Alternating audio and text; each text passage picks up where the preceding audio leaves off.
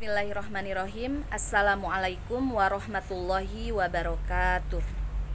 Selamat pagi menjelang siang anak-anakku kelas 11 IPS 1, 11 IPS 2, 11 IPS 3, 11 IPS 4 dan 11 IPS 5. Perkenalkan ya, nama Ibu Nur Habibah, bisa dipanggil dengan Ibu Bibah saja gitu kan. Kebetulan Ibu mengajar prakarya dan kewirausahaan. Kita berdoa saja semoga pandemi ini segera berakhir ya, zona Kabupaten Bekasi berubah dari kuning menjadi hijau supaya kita bisa belajar secara langsung gitu. Baiklah, mempersingkat waktu ya, Ibu akan menyampaikan materi ajar ya di kelas 11 prakarya semester 1 itu tentang aspeknya itu adalah keterampilan ya. Adapun subbabnya atau subaspeknya wirausaha kerajinan menggunakan bahan limbah yang berbentuk bidang datar. Nah, panjang kan? Nah, Ibu untuk pertemuan kali ini hanya sedikit saja, hanya sekilas saja atau secara umum saja menjelaskan tentang poin-poin penting di sini. Nah, yang pertama, aspek keterampilan.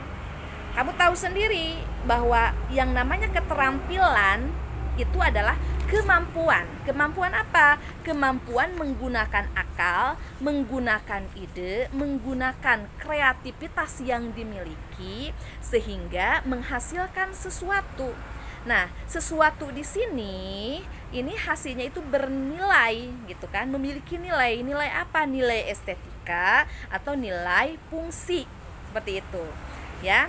Udah pasti. Tadi kan ada wirausaha. Yang namanya wirausaha pasti ujung-ujungnya itu ingin menghasilkan keuntungan, ya, menghasilkan keuntungan, duit gitu kan. Nah, ya. Nah, itu poin yang pertama, keterampilan.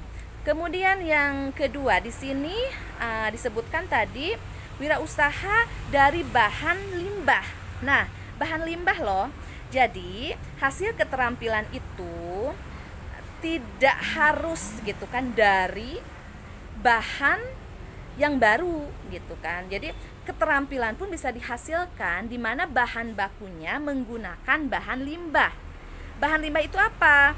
Yang namanya limbah berarti kan barang yang sudah tidak terpakai gitu kan. Bahan ataupun barang yang sudah tidak terpakai. Nah, kita jadikan untuk bahan kerajinan. Nah, bahan kerajinan, oke? Nah, ini ada dua karakteristik dari limbah itu sendiri. Limbah itu kan ada dua ya, ada limbah organik dan ada limbah anorganik. Nah, kamu harus tahu dulu nih karakteristik limbahnya. Limbah organik di sini maksudnya limbah yang dihasilkan dari makhluk hidup. Bisa berupa daun gitu kan, atau bisa berupa tulang-tulang yang akan dijadikan kerajinan, itu bisa saja gitu kan. Nah, itu limbah organik. Nah, kemudian yang kedua ada limbah anorganik. Limbah anorganik adalah limbah dari bahan-bahan ya, atau dihasilkan dari bahan-bahan yang tidak hidup gitu. Banyak ditemukan kalau limbah-limbah anorganik ya, bisa plastik gitu kan, bisa botol, bisa apapun itu, kertas dan sebagainya ya. Jadi limbah, kata Ibu tadi ada dua, limbah organik dan anorganik. Bu, limbah itu kan ada limbah B3. Iya, kita tidak bahas limbah B3. B3 itu bahan berbahaya dan beracun. Oke, kalian paham bahwa klasifikasi limbah ada dua, organik dan anorganik. Nah, kemudian kira-kira limbah yang berbentuk bidang datar. Kamu harus tahu dong bentuk bidang datar itu gitu kan. Bentuk bidang datar itu seperti apa? Sebenarnya bidang datar itu sebutan untuk bangun dua dimensi.